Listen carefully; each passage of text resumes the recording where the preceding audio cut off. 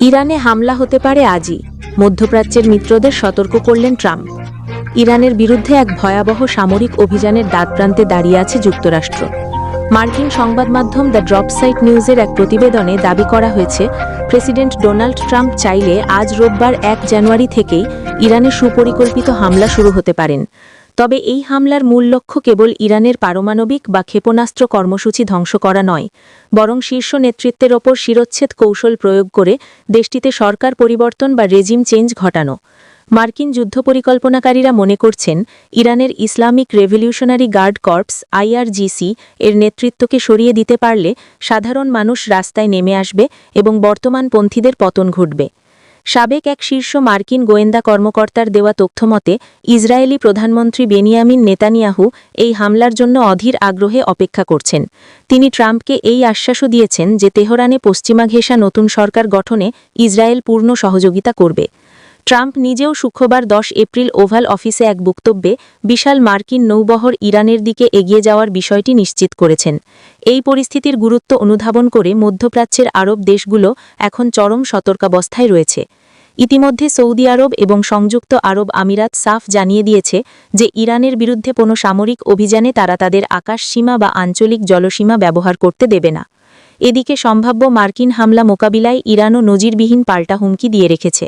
দেশটির সামরিক মুখপাত্র ব্রিগেডিয়ার জেনারেল মোহাম্মদ আক্রমিনিয়া স্পষ্ট করেছেন, আমেরিকানরা যদি মনে করে 2 ঘন্টার অপারেশন চালিয়ে টুইট করে যুদ্ধ শেষ করে দেবে, তবে তারা ভুল স্বর্গে বাস করছে। তিনি সতর্ক করেছেন, হামলা হলে যুদ্ধের পরিধি পুরো অঞ্চলে ছড়িয়ে পড়বে এবং মধ্যপ্রাচ্যে মোতায়েন থাকা প্রায় 40,000 মার্কিন সেনা এবং তাদের ঘাঁটিগুলো ইরানি ড্রোন ও ব্যালিস্টিক ক্ষেপণাস্ত্রের সরাসরি লক্ষ্যবস্তু হবে।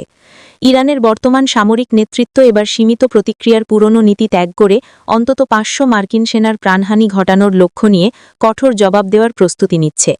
যুদ্ধের এই ঘনঘটার মধ্যেই কূটনৈতিক আলোচনার শেষ চেষ্টা চলছে। ইরানের পররাষ্ট্রমন্ত্রী আব্বাস আরাগচি ইস্তাম্বুলে তুর্কি নেতাদের সঙ্গে সাক্ষাৎ করে জানিয়েছেন, তারা আলোচনার জন্য প্রস্তুত হলেও চাপ বা হুমকির মুখে নতি স্বীকার করবেন না।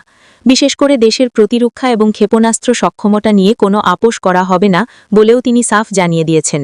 একদিকে যুক্তরাষ্ট্র, ইরান ও তুরস্কের মধ্যে গোপন বৈঠকের মাধ্যমে যুদ্ধ ঠেকানোর চেষ্টা চলছে, অন্যদিকে ট্রাম্পের রণতরীগুলো ইরানের উপকূলের দিকে এগিয়ে আসায় পুরো মধ্যপ্রাচ্য এখন এক আগ্নেয়গিরির মুখে দাঁড়িয়ে আছে। ইরানের বদলে এখন ভেনেজুয়েলার তেল কিনবে ভারত। যুক্তরাষ্ট্রের প্রেসিডেন্ট ডোনাল্ড ট্রাম্পের সাম্প্রতিক এক মন্তব্য বিশ্বজুড়ে জ্বালানি ও কূটনৈতিক মহলে তীব্র আলোচনার জন্ম জন্মেছে। ফ্লোরিডা যাওয়ার পথে এয়ারফোর্স ওয়ানে সাংবাদিকদের সঙ্গে আলাপকালে তিনি দাবি করেন, ভারত এখন থেকে ইরানের পরিবর্তে ভেনেজুয়েলার অপরিশোধিত তেল কিনবে। ট্রাম্পের এই মন্তব্য এমন এক সময় এলো যখন যুক্তরাষ্ট্র ভারতকে এমন সব দেশ থেকে জ্বালানি আমদানিতে উৎসাহিত করছে যারা তাদের কৌশলগত মিত্র অথবা যাদের ওপর কোনো মার্কিন নিষেধাজ্ঞা নেই। ঐতিহাসিকভাবে ভারত ইরানের তেলের অন্যতম প্রধান ক্রেতা হলেও দীর্ঘমেয়াদী মার্কিন নিষেধাজ্ঞার কারণে বর্তমানে দেশটি থেকে উল্লেখযোগ্য পরিমাণ তেল আমদানি করছে না। এই অবস্থায় ভেনেজুয়েলাকে একটি বিকল্প উৎস হিসেবে সামনে নিয়ে আসছে ওয়াশিংটন। বিশেষ করে ভেনেজুয়েলার ওপর থেকে নিষেধাজ্ঞা শিথিল করা এবং এই বাণিজ্য নিয়ে পূর্বে আরোপিত চড়া শুল্কের বিষয়টি নতুনভাবে বিবেচনার মাধ্যমে নয়াদিল্লিকে ভেনেজুয়েলার তেলের বাজারে ফিরিয়ে আনার চেষ্টা করছে যুক্তরাষ্ট্র। একই সঙ্গে ভারত ও ভেনেজুয়েলার মধ্যে উচ্চ পর্যায়ের দ্বিপাক্ষিক আলোচনা ও জ্বালানি সহযোগিতার বিষয়টি ক্রমেই গভীর হচ্ছে, যা দুই দেশের কৌশলগত সম্পর্কের নতুন দিগন্ত উন্মোচন করছে। বিশ্বের তৃতীয় বৃহত্তম তেল আমদানিকারক দেশ হিসেবে ভারতের এই সম্ভাব্য অবস্থান পরিবর্তন আন্তর্জাতিক বাজারে তেলের সরবরাহ ব্যবস্থা ও ভূ-রাজনীতিতে বড় প্রভাব ফেলতে পারে। মূলত মার্কিন নিষেধাজ্ঞা নীতি, বাজার প্রবেশাধিকার ও কৌশলগত অংশীদারিত্ব কিভাবে বিশ্ব জ্বালানি মানচিত্রকে পুনর্গঠিত করছে, ট্রাম্পের এই মন্তব্যে সেই চিত্রই ফুটে উঠেছে। অন্যদিকে যুক্তরাষ্ট্র হামলা চালালে তা আঞ্চলিক সংঘাতে রূপ নিতে পারে বলে সতর্ক করেছেন ইরানের সর্বোচ্চ নেতা আয়াতুল্লাহ আলী খামেনি। ইরানের আশপাশে যুক্তরাষ্ট্রের ব্যাপক সামরিক উপস্থিতি ঘিরে সৃষ্ট উত্তেজনাকর পরিস্থিতির মাঝে ওই হুঁশিয়ারি দিয়েছেন দেশটির সর্বোচ্চ নেতা। রোববার ইরানের রাষ্ট্রীয় সংবাদ মাধ্যমের খবরে জানানো হয়, খামেনি বলেছেন, ট্রাম্প নিয়মিতই বলেন যে তিনি রণতরী এনেছেন। এসব দেখে ইরানি জাতি ভয় পায় না। ইরানি জনগণ এসব হুমকিতে বিচলিত হবে না। তিনি বলেন, আমরা হামলার সূচনাকারী নই এবং কোনো দেশকে আক্রমণ করতে চাই না। তবে যে কেউ আক্রমণ কিংবা হয়রানি করলে ইরানি জাতি তার বিরুদ্ধে শক্ত আঘাত হানবে। তবে ইরান যুক্তরাষ্ট্রের উত্তেজনায় কূটনৈতিক সমাধানের সম্ভাবনা এখনও রয়েছে বলে জানিয়েছে তেহরান। দেশটির সরকারি কর্মকর্তারা বলেছেন তারা এমন ন্যায্য আলোচনার জন্য প্রস্তুত যা তাদের প্রতিরক্ষামূলক সক্ষমতা খর্ব করার উদ্দেশ্য নয়। বর্তমানে যুক্তরাষ্ট্রের নৌবাহিনীর 6টি ডেস্ট্রয়ার, 1টি বিমানবাহী রণতরী এবং 3টি লিটোরাল কম্ব্যাট জাহাজ মধ্যপ্রাচ্যে মোতায়েন রয়েছে।